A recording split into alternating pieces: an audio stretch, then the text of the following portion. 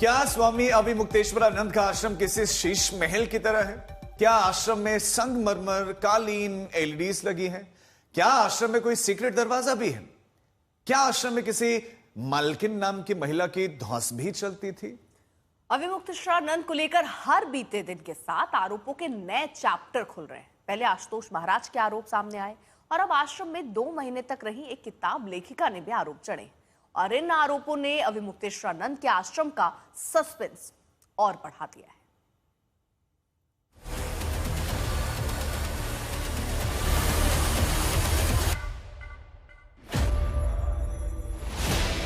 एक संत, एक आश्रम और आरोपों का पूरा जखीरा।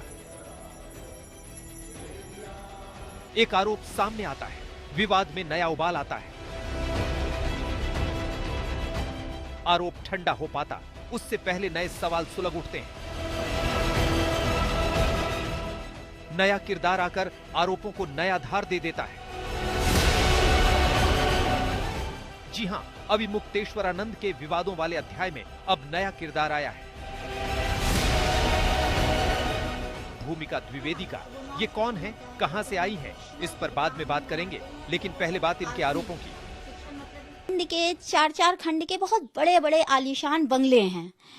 ये जैसे हरिश्चंद्र घाट पर है, जैसे इनका विद्या मठ केदार घाट पर है, जैसे हनुमान घाट पे 3 बंगले हैं, है ना। तो ये सब एक एक बहनों को आवंटित हैं। इन्होंने बंगले दिए हैं क्या? हाँ, इन्हीं ने ही दिए हुए हैं। कैसे खरीदे हैं, किस अधिकार से दिए हैं, कैसे, ये मुझे नहीं पता। तो बंगले किसको किसको दिए हैं इन्होंने? हाँ, बहनों को दिए हैं। एक बड़ी वाली बहन को, ये पहला वाला है, जब उधर से आओ विद्या मठ से हनुमान घाट की तरफ, फिर अगला वाला जाओ तो फिर वो वाला उनकी दूसरी वाली बहन को है, जो कि वहाँ पढ़ाती भी है विद्या मठ में। हनुमान घाट एक मोहल्ला है, वहाँ पर हमारा मठ है, वहाँ वो रहीं।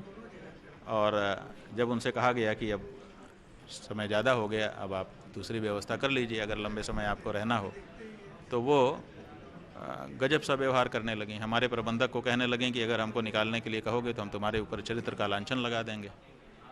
तो वो घबराया। हम दूसरी जगह थे, उसने हमको टेलीफोन किया कि ये माता तो ऐसा कह रही हैं। तो हमने कहा आप लोग मोबाइल कैमरा चलाइए और रिकॉर्डिंग करिए और उनको कहिए कि आपने जितने दिन का समय मांगा था आपका पूरा हो गया, आप अब जा सकती हैं। वो है ना। तो ये है भूमिका द्विवेदी। मोटा परिचय ये है कि ये अभिमुक्तेश्वरानंद के आश्रम में लंबे अरसे तक रही। ठहरने और रहने का मकसद था किताब लिखना। खुद अभिमुक्तेश्वरानंद ने इनके आश्रम में रहने की पुष्टि की है, लेकिन अब जो आरोप ये लगा रही है वो खलबली मचाने वाला है। मैं जब तक वहाँ थी तब तक अभिमुक्तेश्वरा जी वहाँ नहीं थे। आपके फोटोग्राफ्स हमने देखे कई वहाँ पर सखियों के साथ में। वो कौन कौन लोग हैं? उनकी सारी बहनें हैं। उनकी केवल बहनें नहीं है, बहन की बहुएं भी हैं, भांजे की बच्चे बीबी भी है। बहुत सारे लोग हैं। सर रिलेटिव सारे उनके एकदम पक्के रिलेटिव्स हैं और दीदी के रिलेटिव्स हैं। ये समाजवादी पार्टी जैसी होती है ना, वो विद्या मठ वैसा ही है। सब परिवार के ही लोग हैं वहाँ पर। ये हमारी बहन है, ये हमारे गुरुजी की शिष्या हैं, लक्ष्मी मणि शास्त्री जी। ये लोग मध्य प्रदेश में नर्मदा के किनारे एक आश्रम है, उभय भारती महिला आश्रम। गुरुजी ने वहाँ रखा था, आज भी वहीं रह रही हैं। तो जिसको जो गुरुजी ने जहाँ रखा था वहाँ वो रह रहे हैं। आज तक से बातचीत में भूमिका ने कई संगीन आरोप लगाए हैं। उनकी माने तो अभिमुक्तेश्वरानंद के आश्रम के अंदर आलीशान इंतजाम है। संगमरमर की फर्श, कालीन, एलईडी से लेकर 5वीं मंजिल पर स्विमिंग पूल होने तक के गंभीर आरोप लगाए गए हैं। तो एक तरफ आरोप और सवाल है, तो दूसरी तरफ अभिमुक्तेश्वरानंद के जवाब और सफाई है। लेकिन इन सब के बीच जैसे जैसे वक्त बीत रहा है, अभिमुक्तेश्वरानंद पर गिरफ्तारी की तलवार और तेजी से लटकती दिखने लगी है। संतोष शर्मा, वाराणसी, आज तक। और हमारे साथ हमारे संवाददाता आशीष इस खबर पर ज्यादा जानकारी के साथ जुड़ गए हैं। आशीष, अब एक लेखिका भी आ गई है, वो भी नए आरोपों को लगा रही है। तो इस मामला लगातार आगे बढ़ रहा है, आरोप लगातार जुड़ते चले जा रहे हैं, लेकिन कार्रवाई क्या हो रही है?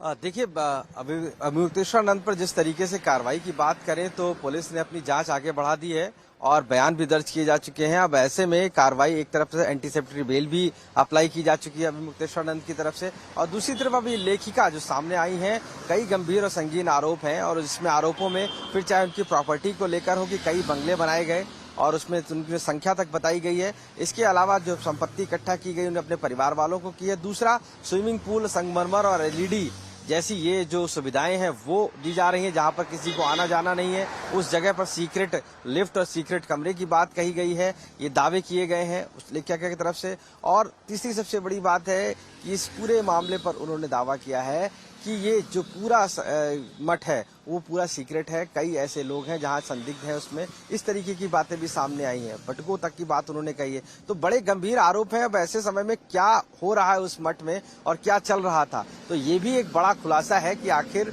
इस पूरे मठ की जो गतिविधियां थी वो इतनी संदिग्ध क्यों है। हालांकि जो 5वीं फ्लोर बताया जा रहा है जहां पर स्विमिंग पूल है, वहां तक लोग पहुंच क्यों नहीं पा रहे हैं, क्या है वहां पर। यहाँ तक उन्होंने सखियों की बात तक कर दी है कि कई ऐसे जो सखियां हैं जो मालकिन बन के वहां पर काम करती हैं वो लोग भी हैं। तो ये सारा एक रहस्यमय टाइप से पूरा है और इस पूरे को लेकर जो खुलासा किया है उन्होंने। और दूसरी तरफ अभिमुक्तेश्वरानंद पर तलवार सीधी लटक रही है। लगातार जो है चाहे उन्होंने एंटीसेप्टरी बेल के लिए अप्लाई किया और ली हो, लेकिन दूसरी तरफ पुलिस अपनी एक्टिविटी कर रही है, पुलिस कार्रवाई कर रही है, बयान दर्ज कर रही है और अब आगे धीरे धीरे कहानी बढ़ रही है। और इस बीच में अगर ये खुलासे हो रहे हैं तो कुछ ना कुछ जरूर इसके पीछे कहानी है जो कि धीरे धीरे सामने आ रही है कि आखिर इतना रहस्यमय क्या है उस मठ में जो इस तरीके से वो छुपाया गया। क्या वो कहानी है जिसमें कि कई तरीके की बातें, कई लोगों के नाम लिए जा रहे हैं और इन सभी मामलों को लेकर कहीं ना कहीं एक एक कड़ी अब जोड़ी जा रही है। उसी के आप नजर बनाए रखिए, आगे भी आपसे अपडेट लेंगे। वही अभिमुक्तेश्वरानंद नए आरोपों के घेरे में फंसते जा रहे हैं। उनके ऊपर लगे आरोपों पर अभिमुक्तेश्वरानंद का क्या कहना है, ये सुनिए। शंकराचार्य स्वामी अभिमुक्तेश्वरानंद जी हमारे साथ हैं। महाराज जी, 11 मार्च को आपकी गोरक्षा के लिए एक बड़ी यात्रा करने जा रहे थे और ये उससे पहले ये विवाद खड़ा हो गया। क्या उस यात्रा को प्रभावित करेगा ये पूरा विवाद या उसको प्रभावित करने के लिए ही ये विवाद खड़ा किया गया? ऐसा है कि समग्र सनातनी समाज, समग्र हिंदू एक स्वर से गौ माता की रक्षा की आवाज उठा करके इस समय खड़ा है। इसलिए कार्यक्रम के निरस्त करने का या उसमें परिवर्तन करने का कोई कारण नहीं है। हाँ, आप ये जो आशंका व्यक्त कर रहे हैं ये बिल्कुल सच हो सकती है, क्योंकि इसी समय तरह तरह के मामले बना करके हमारे सामने लाए जा रहे हैं। इसका मतलब है कि जैसे कोई जा रहा हो तो उसके रास्ते में स्पीड ब्रेकर लगाए जाएं, बैरियर लगा दिए जाएं, बाधाएं खड़ी कर दी जाएं ताकि वो जा ही ना सके। तो 11 मार्च को जो लखनऊ में सनातनी लोग इकट्ठा होकर के गौ माता की रक्षा के लिए आवाज़ उठाने वाले हैं, उसमें कमजोरी लाने के प्रयास किए जा रहे हैं। लेकिन सनातनी समाज ने वो कार्यक्रम निरस्त नहीं किया है, वो जहाँ का तहाँ बना हुआ है और निरस्त किया भी नहीं जा सकता है। गौ माता के लिए जो कार्यक्रम तय किए जाएं उनको कैसे निरस्त किया जा सकता है? क्योंकि इस पूरे मामले में जो पीड़ित छात्र हैं उनका मेडिकल हो गया, कहा जा रहा है कि उनके बयान में भी उन्होंने FIR की बात कही है, तो ऐसे में गिरफ्तारी की बात भी हो रही है। तो ये जो कार्यक्रम है 11 मार्च वाला, अगर पुलिस आपको कस्टडी में लेती है, गिरफ्तार, तो भी ये कैसे चलेगा फिर? ऐसा है कि अभी तो जो समाचार निकल करके आए हैं, आप पत्रकार बंधुओं के माध्यम से अखबारों में जो छपा है उसके अनुसार बच्चों को एक तरह से अपनी कस्टडी में वही व्यक्ति लेकर के बैठा हुआ है। माता पिता भी बेचारे परेशान हैं कि हमारे बच्चे कहाँ चले गए और दूसरे लोग परेशान हैं, क्या बच्चे कहेंगे। इसमें और भी बच्चों की बात हो रही है। जो शिकायत करता है आशुतोष, उन्होंने कहा कि इनके अलावा भी 2 बच्चों के अलावा भी और बच्चे भी हैं हमारे पास, CD भी है। नहीं, सवाल ये है कि जब तुम्हारे पास बच्चे हैं तो उनको तुम बचा के क्यों रखे हुए हो? किसी बच्चे के साथ कोई अन्याय हुआ है, आप उसको जेब में क्यों रख करके घूम रहे हो? आपको अगर कोई बच्चा आपसे आके बताता है, गजब की बात है कि पूरे देश में 150 करोड़ लोग हैं, 150 करोड़ में से जितने बच्चों के साथ अन्याय अत्याचार हो रहा है सब इन्हीं के पास जा रहे हैं, पहली बात है। दूसरी बात यह है कि ये भी उनमें से एक एक 2 निकाल करके सामने ला रहे हैं, बाकी को बचा के रख रहे हैं। आखिर इनका इरादा क्या है? एक हरिद्वार के संत, उन्होंने कहा कि हमसे इस FIR से पहले आशुतोष ने संपर्क किया था, प्रलोभन दिया था कि इस तरीके के आरोप लगाएं और वो यहाँ मठ से जुड़े रहे, और वो अब माफ़ी भी मांग रहा, कह रहे हैं कि हमसे मतलब कुछ मतभेद के चलते हम अलग जरूर हुए थे, लेकिन आशुतोष ने हमको इस तरीके से ब्लैकमेल करने की कोशिश की है। हरिद्वार के वो संत है। ठीक है, अभी परसों ही देखिए शाहजहांपुर से एक पत्रकार ही आए थे, कि हमारा पत्रकारिता के सिलसिले में इनसे परिचय हुआ और इन्होंने हमसे कह दिया कि तुम अपनी बच्ची का नाम लेकर के इनके खिलाफ गवाही दे दो, शंकराचार्य के खिलाफ। उन्होंने मना किया तो उनको धमकाया चमकाया, वो आकर के बता करके गए। इसी तरह से दूसरे लोग भी हैं बता रहे हैं। आप कुछ लोगों का नाम ले रहे हैं, कुछ और लोगों ने हमसे बताया है कि हमारा नाम हम बता नहीं सकते, हमारे अपने कारण हैं, लेकिन हमसे भी संपर्क किया था कि आप इनके खिलाफ गवाही दे दो।